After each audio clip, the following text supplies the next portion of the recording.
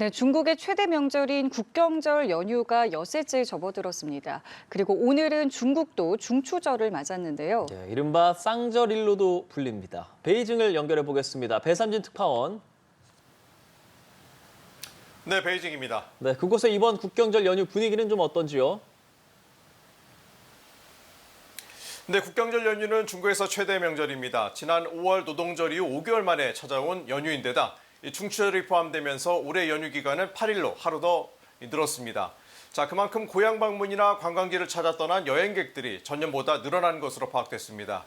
자, 연휴 첫날인 지난 1일에만 연인원 3억 3천만 명이 이동하면서 작년 대비 1.4% 증가했습니다. 열차 이용객도 2,300만 명으로 7.9% 늘어난 것으로 조사됐는데요. 이번 황금 연휴 기간 유동인구는 연인원 기준 23억 6천만 명에 달할 것으로 추정됐습니다. 상하이와 충칭, 시안 등 주요 도시 곳곳은 그야말로 인산이례를 이뤘고요. 만리장성이나 진시황릉, 황산, 태산 등 유명 관광지는 물론 상하이 디즈니랜드와 레고랜드 등 테마파크도 인파가 몰렸습니다. 수촨성 주자이거우는 하루 수용 인원이 4만 명 정도인데 오늘까지 입장권이 20만 장이 넘게 팔렸습니다. 베이징 고궁박물관인 자금성도 내일까지 입장 예약이 불가능합니다. 중국은 이번 연휴 기간 관광객 증가가 소비 진작으로 이어지길 기대하고 있습니다.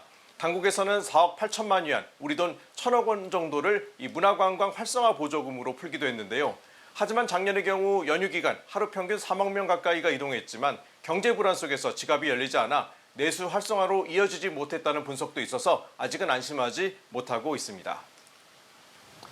네, 국경절 연휴 천안문 국기 개양식을 찾는 등 애국주의가 다시 고개를 들고 있다고 하는데 영화관에서는 향미 원조를 다룬 한국 전쟁 영화가 1위를 달리고 있다고요.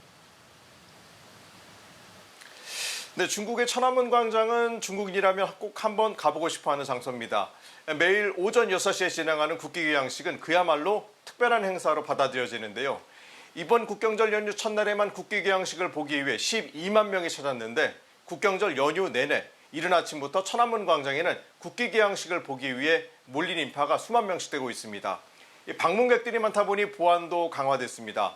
평소에도 엑스레이 검사 등으로 혼잡한데 보안 검사에 5시간에서 6시간 정도 소요되는 경우까지 생기고 있습니다. 영육간 분쟁 지역인 남중국 해상에서도 국기를 올렸고 우주에서 오송홍기와 지구를 함께 촬영한 사진도 공개되기도 했습니다. 이 영화관에서는 항미원조 영화 지원군 마침내 평화가 1위를 달리고 있습니다.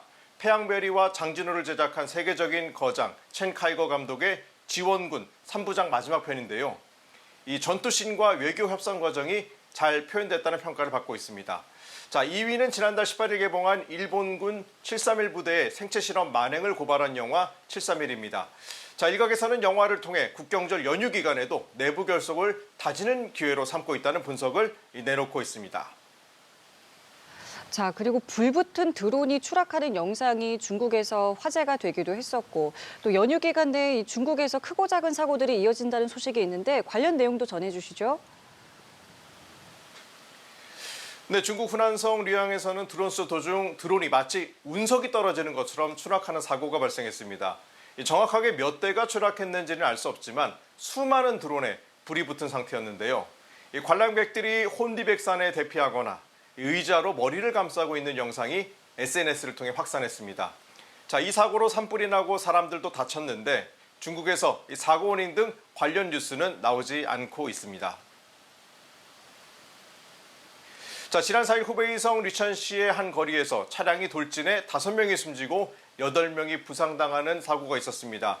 경찰 조사 결과 운전자는 54살 여성 숭모 씨로 음주나 약물 반응은 없었던 것으로 확인됐습니다.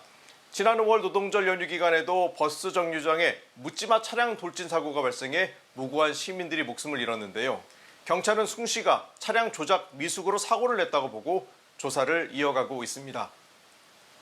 베이징에서는 유명 자동차 인플루언서인 천진이 자신의 차량으로 사고를 내면서 화제가 됐습니다.